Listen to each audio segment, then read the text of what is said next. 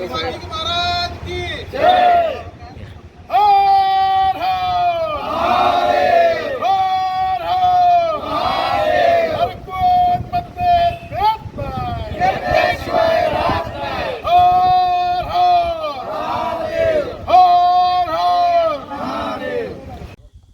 आज सोलापूर कलेक्टरनी मीटिंग आयोजित केली होती कास्टच्या संदर्भात.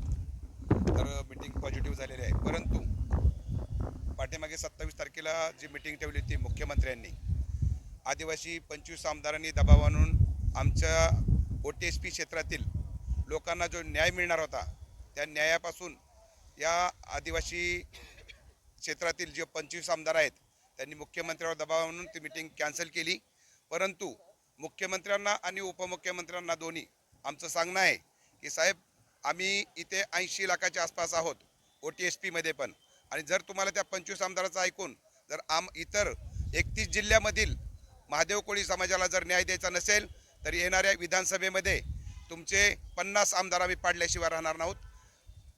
जय हिंद, जय आदिवासी.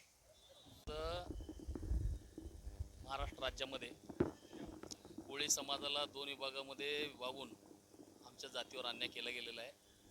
आमचं एवढं म्हणणं आहे की आमचे प्राध्यापक खानापुरे सरांनी आतापर्यंत जे काही पुरावे सादर केले, महाराष्ट्रभर सगळ्या प्रांताधिकाऱ्यांना असू द्या, जिल्हाधिकाऱ्यांना असू द्या, जात पडताळणी समितीला असू द्या, इथून आम्ही परत दिल्लीपर्यंत अनुसूचित जमाती आयोगापर्यंत ते सर्व पुरावे आम्ही दिलेले आहेत आणि हे सर्व अधिकाऱ्यांना मान्य केलेलं आहे.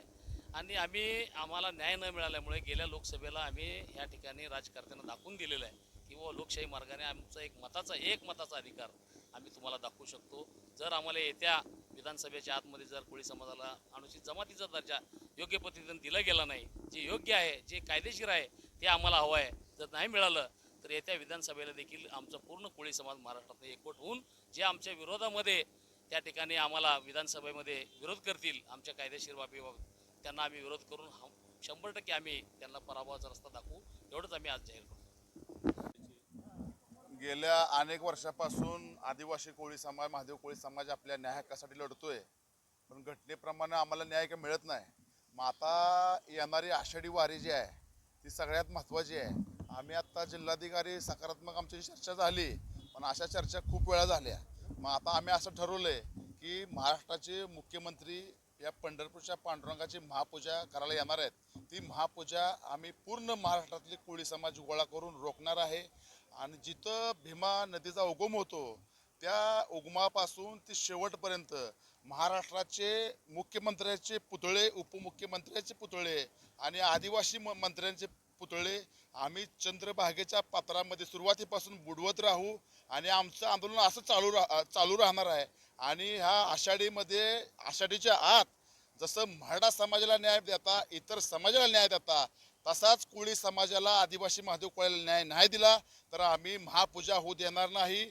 भले आम्हाला गोळ्या घाला, फासावर द्या, पण ही आम्ही यंदाची आषाढीची वारी होऊ देणार नाही. महाराष्ट्राच्या मुख्यमंत्र्याच्या हस्ते पूजा होऊ देणार नाही. म्हणून अजून टाइम भरपूर आहे, त्याच्यात आम्हाला न्याय द्या, नाहीतर आंदोलन हे तीव्र होईल.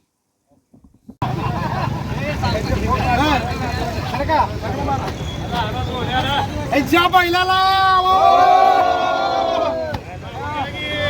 भडगावच्या बैलांना बोगस आमदारांचं करायचं काय?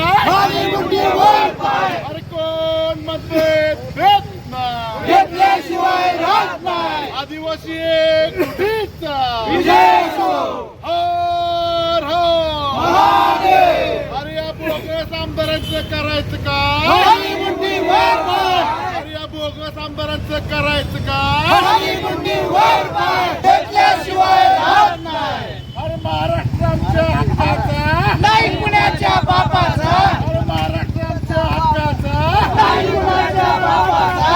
अरे महाराष्ट्र आमच्या हक्काचा नाही, पुण्याच्या बापाचा. अरे कोण म्हणते देत नाही, अरे घेतल्याशिवाय राहत नाही.